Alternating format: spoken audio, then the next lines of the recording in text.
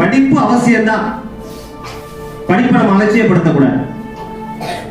வீடு நமக்கு அவசியம்தான், பொருளாதாரத்தின் ஒவ்வொரு தேவைகள் நமக்கு அவசியம்தான். இதற்காகத்தான் நம்ம பிரயாசப்படுறோம், லாபம் பகலும் உழைக்கிறோம். ஒன்று தெரிந்து கொள்ளுங்கள், நமக்குள்ளே ஆத்துமா என்று ஒன்று இருக்கிறது. புரியுதா? இந்த ஆத்துமா எப்படி இழைப்பார்? இந்த ஆத்துமா சந்தோஷப்படுறது ஒரே ஒரு காரியம் என்னன்னா, தேவனுடைய மகத்தான அந்த சமாதானமும் சந்தோஷம் தான், அவருடைய இழைப்பாறு தான். அதனால்தான் ஆண்டவர் சொல்றாரு, வருத்தப்பட்டு பாரம் சுமக்கிறவர்களே நீங்கள் எல்லோரும் என்னிடத்தில் வாருங்கள், உங்களுக்கு நான் இளைப்பாறுதலை கொடுக்கிறேன். இளைப்பாறுதல் இல்லாத வாழ்க்கையில பிரயாசப்பட்டு ஓடி ஒன்றும் புரியுங்க.